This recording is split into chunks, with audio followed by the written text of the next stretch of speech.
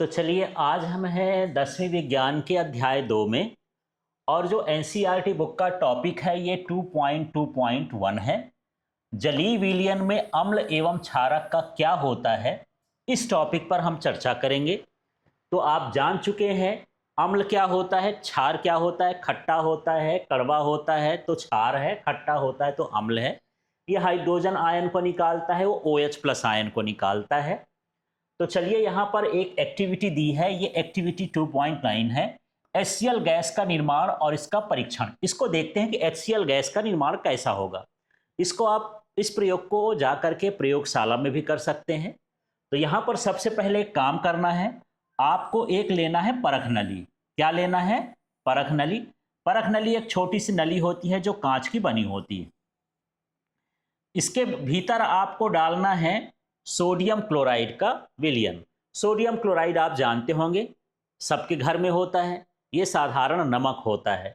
उस नमक को हम यहाँ पर रख दिए हैं। इसको हम चिमटे से पकड़े हैं और यहाँ पर एक ड्रॉपर से बूंद बूंद करके H2SO4 को हम क्या करते हैं, गिराते हैं। चूंकि ऊष्मा क्षेपीय अभिक्रिया होती है तो गर्म हो सकता है, इसलिए इसे हाथ से नहीं पकड़ना है।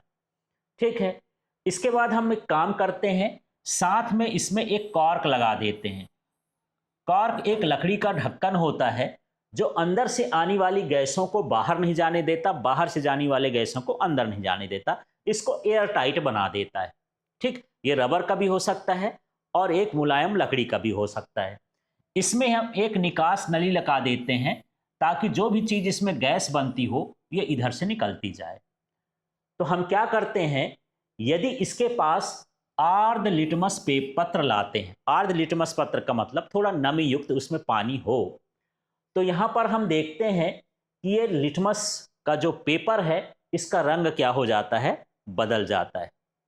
और यदि मैं यहां पर सूखा पेपर लाऊं तो रंग नहीं बदलता है। ठीक है, मतलब यही है कि कोई भी जो अम्ल होता है वो अपने आयन तभी निकालता है जब उसको जल मिले, है ना। वो जलीय विलयन में ही अपने आयनों को तोड़ सकता है, और यदि उसको जलीय विलयन नहीं मिलता है आयनों को नहीं तोड़ता है। अब यहां पर आप एक छोटी सी ये नली देख रहे होंगे, ये नली है ना। और ये नली क्या होती है, कैल्शियम क्लोराइड वाली रक्षक नली होती है। ये CaCl2 वाली नली होती है। ये करती क्या है, मान लो यहां पर ज्यादा नमी है, मात्रा पानी की ज्यादा हो गई, तो ये पानी को क्या करता है, सोख लेता है। जैसे आप नहा के आते हो तो अपने ऊपर टॉवल रखते हो तो पानी टॉवल क्या करती है, सोख लेती है। वैसे एक्स्ट्रा पानी सोखने के लिए यहाँ पर हमारे प्रयोगशाला में क्या होता है, कैल्शियम क्लोराइड की एक नली होती है जिसके अंदर कैल्शियम क्लोराइड के क्रिस्टल होते हैं। यदि इस नली से होकर के जो एक्स्ट्रा पानी होगा वो उसको क्या करेगा, सोख लेगा। ठीक है।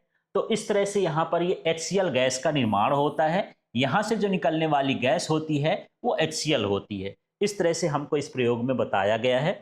चलिए इसकी विधि को आप समझते हैं। ठीक है, तो आपको समझ में आ गया। एक परख नली लेना है, उसमें सोडियम क्लोराइड का विलयन लेना है, वहां पर ड्रॉपर से सल्फ्यूरिक अम्ल डालना है, उसके ऊपर एयर टाइट जो है कार्क लगा देना है और उसमें निकास नली लगा देना है। कुछ देर बाद हम देखते हैं, यदि हम इसमें आर्द्र लिटमस पेपर लाते हैं तो उसका रंग बदल जाता है, और यदि हम सूखा लाते हैं तो उसका रंग नहीं बदलता। क्यों नहीं बदलता, बदलता क्यों है, ये सारी चीजें अभी नीचे देखेंगे। इसमें कैल्शियम क्लोराइड की नली है जो आर्द्रता को सोख लेती है, नमी को क्या करती है, सोखती है। अब इस प्रयोग में देखते हैं हमने क्या किया है। एक शुष्क परख नली में 1 ग्राम ठोस NaCl नमक लें और उसमें सांद्र सल्फ्यूरिक अम्ल H2SO4 को हम धीरे धीरे क्या करते हैं, मिलाते हैं। पहला समझ में आ गया। फिर हम क्या देखते हैं, परख नली से एक गैस निकलती है जो होती है हाइड्रोजन क्लोराइड HCl।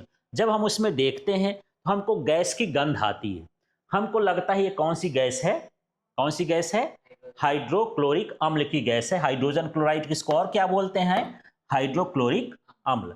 अब ये हाइड्रोक्लोरिक गैस है कि नहीं है इसका हम टेस्ट करेंगे। तो यदि कोई चीज अम्ल होता है तो टेस्ट करने के लिए हम क्या करते हैं, लिटमस परीक्षण करते हैं। तो जब इस गैस के पास सूखा नीला लिटमस पत्र लाया जाता है तो रंग में कोई परिवर्तन नहीं होता है। हम कौन सा पेपर लाए हैं? नीला लिटमस। जो अम्ल होते हैं नीले लिटमस को क्या करते हैं? लाल। तो यहां पर रंग क्यों नहीं बदला? क्योंकि ये कैसा है? सूखा है, गीला नहीं है। तब हम क्या करते हैं, जब गैस के पास नम गीला नीला लिटमस पेपर पत्र लाया जाता है तो वह क्या हो जाता है? लाल हो जाता है। तो अम्ल तो तब भी था और अम्ल बाद में भी है। क्या फर्क रहा कि जब लिटमस पेपर को हम लाते हैं सूखा वाला तो उसका रंग नहीं बदलता है, और जब हम गीला वाला लाते हैं तो रंग बदल जाता है। तो आपको यहाँ समझना चाहिए कि जो अम्ल होते हैं वो केवल जल में ही अपने आयनों को छोड़ते हैं। जब हम नीला लिटमस पेपर लाते हैं तो वहाँ पर नमी वाला जल की मात्रा होती है, जिसके कारण उसका आयन अलग हो जाता है और उसको लाल कर देता है। सूखा जब हम ये नीला लिटमस पेपर लाते हैं तो उसका रंग इसलिए नहीं बदलता कि उसके आयन ही नहीं अलग हो पाते, टुकड़े ही नहीं हो पाते, इसके कारण उसका रंग नहीं बदलता है। इन चीज़ों से हमको क्या निष्कर्ष मिला, तो उस निष्कर्ष को भी समझते हैं। हालांकि ऐसे क्वेश्चन एग्जाम में ज़्यादा पूछे नहीं जाते हैं, पर आपका टॉपिक है तो हर लाइन आपको ध्यान देना है। यहाँ पर है महत्वपूर्ण निष्कर्ष, कंक्लूजन क्या हुआ? शुष्क HCl गैस जिसमें नमी ना हो, यदि नमी हो तो हम उसको कैल्शियम क्लोराइड के नली से पास करेंगे तो उसका पानी सूख जाएगा, और सूख जाएगा तो कौन सी गैस बन जाएगी? शुष्क गैस बन जाएगी। ठीक है, तो यह अम्लीय व्यवहार प्रदर्शित नहीं करती है क्योंकि जल की अनुपस्थिति में यह H+ आयन का त्याग नहीं कर सकती है। अभी हम देखें कि जब हम सूखा नीला लिटमस पेपर ला रहे थे बिना जल वाला, तो क्या उसका रंग बदल रहा था? नहीं बदल रहा था, माने वह अम्लीय व्यवहार नहीं करती है। यदि शुष्क HCl गैस है तो अम्लीय व्यवहार वो प्रदर्शित नहीं करती है। आपको ये समझ लेना है। क्यों नहीं करती है? क्योंकि ये अपने H+ आयन को नहीं तोड़ सकती है, नहीं निकाल सकती है। अब यहाँ पर यदि HCl विलयन हो जाए तो नम लिटमस की उपस्थिति में HCl गैस जल के साथ मिलकर के H+ आयन बनाती है, जिससे लिटमस का रंग क्या हो जाता है? लाल हो जाता है ना। अब देखो, यदि मैं गीला लिटमस पेपर HCl गैस के पास लाता हूं तो रंग लाल हो जाता है। इसका मतलब ये है कि वो HCl जल के साथ मिल करके हाइड्रोजन आयन को बना देता है। तब ये क्या व्यवहार करता है? अम्लीय व्यवहार करता है। तो मुझे बताओ, शुष्क HCl गैस अम्लीय होता है कि नहीं होता? नहीं होता। और HCl का विलयन अम्लीय होता है कि नहीं होता? होता है। इसमें थोड़ी बहुत मात्रा जल की होनी चाहिए। ठीक है, यह सिद्ध करता है कि अम्ल केवल जलीय विलयन में ही अम्लीय गुण आयन प्रदर्शित करते हैं। जब तक किसी अम्ल में जल नहीं मिलाएंगे उसमें अम्लीय गुण नहीं रहेगा। समझ में आ गया? तो हमको क्या निष्कर्ष मिला? ये जल के साथ कैसा व्यवहार करते हैं। यदि जल है तो कोई पदार्थ अम्लीय हो सकता है, और यदि वो शुष्क है तो अम्लीय नहीं होगा। अम्ल के लिए जरूरी है कि उसमें जल होना चाहिए। ठीक है, तो खट्टे चीजों को यदि खाओगे, है ना, और उसमें पानी ना हो तो क्या खट्टा लगेगा? नहीं लगेगा, अम्लीय व्यवहार नहीं करेगा। वो नीले लिटमस को लाल भी नहीं करेगा जब तक इसमें थोड़ी बहुत मात्रा पानी की ना हो। लेकिन हम कोई सूखी चीज खा ही नहीं सकते हैं। सोचोगे कि मैं सूखा खा लूं तो अम्लीय व्यवहार नहीं होगा। तो आपके लार होती है, जब आप सूखी चीज खाते हो तो आपकी लार उसको क्या कर देती है? गीला कर देती है। अपने आप वो उसमें अम्लीय व्यवहार आ ही जाएगा। अब इस रासायनिक समीकरण को हम ऐसा लिखेंगे। हमारे पास परख नली में क्या था? NaCl। उसमें हमने क्या मिलाया था? H2SO4। तो ये सोडियम हाइड्रोजन सल्फेट बन गया। सोडियम बाइसल्फेट भी बोल सकते हैं, सोडियम हाइड्रोजन सल्फेट भी बोल सकते हैं। और साथ में HCl किस रूप में निकलती है? यहाँ पर गैस के रूप में निकलती है। यदि शुष्क HCl हो तो इसके पास हम वही लाते थे, नीला लिटमस, कोई फर्क नहीं पड़ता था। और गीला लिटमस नीला कलर का लाते थे तो वो लाल हो जाता था। ठीक है, और अम्ल का जल के साथ व्यवहार क्या है? जब HCl के साथ H2O मिला, माने नम वाला मिलता है, तो ये हाइड्रोनियम आयन बनाता है और Cl को माइनस कर दिया। ये क्या बन गया? H3O+। क्या बना? H3O+ और Cl माइनस। इसको हम बोलते हैं हाइड्रोनियम आयन। तो जल के साथ इस तरह का व्यवहार होता है इसका। अब आगे देखते हैं इस हाइड्रोनियम आयन को। ये देखिए, ये जो H प्लस आयन अलग होता है ना उससे, है ना, अम्ल से क्या अलग होता है, H प्लस आयन, वो जल से क्रिया करके क्या बना देता है, हाइड्रोनियम आयन बना देता है। ठीक है, अब ये जो आयन है ना H प्लस आयन, ये स्वतंत्र नहीं रह सकता, इसलिए किसके साथ क्रिया करता है, जल से, और ये H3O प्लस बना देता है। ठीक, तो कुल मिला के ये समझ में आ गया होगा कि कोई भी अम्ल है उसके अम्लीय व्यवहार के लिए जल का होना जरूरी है, क्योंकि जब जल मिलता है तो अपने हाइड्रोजन आयन को क्या करता है, निकाल देता है, और जल से मिलकर के हाइड्रोनियम आयन बना देता है। अब यहाँ पर एक रक्षक नली की बात करते हैं। यदि वातावरण में नमी अधिक हो तो गैस को सुखाने के लिए कैल्शियम क्लोराइड CaCl2 वाली शुष्क नली का उपयोग किया जाता है, क्योंकि यह नमी को क्या करती है, सोख लेती है। तो मैं पूछूं कि रक्षक नली है क्या, तो रक्षक नली के भीतर क्या होता है, CaCl2 होता है, कैल्शियम क्लोराइड, जो अधिक नमी को क्या करता है, सोख लेता है। ठीक, और उसको शुष्क कर देता है। अब यहां पर जल के साथ क्षारक का व्यवहार कैसा होता है उसको समझते हैं। अभी हम जल के साथ किसका व्यवहार समझे, अम्ल का। अब जल के साथ किसका व्यवहार समझते हैं, क्षारक का। तो चलिए इसको देखते हैं। देखिए, जब हम क्षारक को जल में घोलते हैं तो उसमें हाइड्रोक्साइड आयन बनता है, ये अलग हो जाता है। जो जल में क्या होते हैं, घुलनशील होते हैं, और हम इसको क्या कहते हैं, क्षार कहते हैं। सभी क्षार जल में घुलनशील नहीं होते हैं, कुछ हो सकते हैं।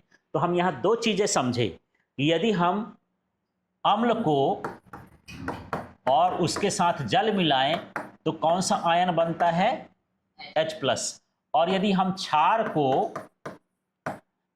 को जल के साथ मिलाएं तो कौन सा आयन उसमें अलग होता है, OH माइनस होता है। अब हम क्षार की पहचान कैसे करेंगे, इसका गुणधर्म क्या है, स्पर्श। इनका स्पर्श साबुन की तरह होता है, चिकना होता है। यदि आप छूओगे साबुन तो छूते होगे, तो यदि आप छूते हो तो चिकना चिकना लगता है, मतलब वो क्या है, क्षार है। स्वाद इनका कैसा होता है, कड़वा होता है। प्रकृति इनकी क्या होती है, संक्षारक होती है, माने ये अन्य चीजों में लग सकते हैं, तो ये जला भी सकते हैं और गला भी सकते हैं। आप देखो, जो मदार का पेड़ होता है जिसको अकमन बोलते हो, आक बोलते हो, यदि उसके पत्ते को तोड़ दें तो दूध जैसे पदार्थ निकलता है। उस दूध जैसे पदार्थ को आप अपनी चमड़ी में रख दो, बहुत कड़वा होता है, वो आपकी चमड़ी को जला सकता है। तो कोई भी क्षार हो, यदि वो सांद्र है ना, माने उसमें मात्रा अधिक है, और यदि कोई अम्ल है तो आपके शरीर को जला सकता है या गला सकता है। आप बहुत रोज टीवी में देखते हो कि एसिड अटैक हो गया। एसिड अटैक होने का मतलब यही है कि अम्ल को आपके शरीर में डाल देते हैं, आपका चेहरा, हर चीज क्या होता है, झुलस जाता है, उसमें ऐसे जलता है जैसे कि आग से जलाया गया हो। तो सावधानी देखो, जहां पर भी क्षार और अम्ल सांद्र वाले होते हैं, है ना, तो उसमें इस तरह का चिन्ह बना होता है। ये बताता है कि ये हमारे लिए क्या है, घातक है। तो इन्हें कभी भी सीधे छूना नहीं चाहिए, चखना नहीं चाहिए, क्योंकि ये अत्यंत हानिकारक और घातक हो सकते हैं। ठीक है, तो जो भी सांद्र अम्ल हो और सांद्र क्षार हो, उनके बर्तन में ये चेतावनी लगानी चाहिए, ये जैसे रखा है, ये आप गिराएंगे तो आपकी उंगली कट जाएगी, ये बताता है। ठीक है, तो यदि आपके लैब में सांद्र अम्ल लिखा है और सांद्र क्षार रखा है तो उसके बाहर ये वाला मोनो जरूर लगाना चाहिए। पीले रंग की ये पट्टी होती है, आपके एनसीईआरटी बुक में बनी हुई है। ठीक है, तो ये खतरनाक चीज है। अब यहां पर देख लेते हैं, जो हमारे पास कुछ क्षार हैं उनका नाम देखो। सोडियम हाइड्रोक्साइड NaOH जनरली सभी लैब में होता है। फिर क्या है, पोटेशियम हाइड्रोक्साइड KOH, ये भी सभी लैब में होता है।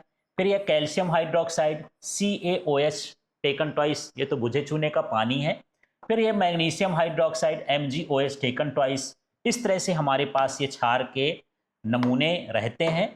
और यदि ये सांद्र हैं तो ये कैसे होते हैं, खतरनाक होते हैं। उसमें उस तरह की चेतावनी का चिन्ह हमको क्या करना चाहिए, लगाना चाहिए। ठीक है, अब देखिए जैसे NaOH है, तो जब ये पानी के साथ मिलता है तो Na प्लस अलग हो जाता है, OH माइनस अलग हो जाता है। KOH है ये पानी के साथ मिलता है, K+ अलग हो जाता है, OH- अलग हो जाता है। यदि MgOH2 हो, ये पानी के साथ मिलता है, Mg2+ हो गया और OH- हो जाए। यदि मैं यहाँ से पानी हटा दूँ, ये नहीं होगा, ये क्षारीय व्यवहार नहीं करेंगे, ये जलीय विलयन में ही क्षारीय व्यवहार करते हैं। ठीक है,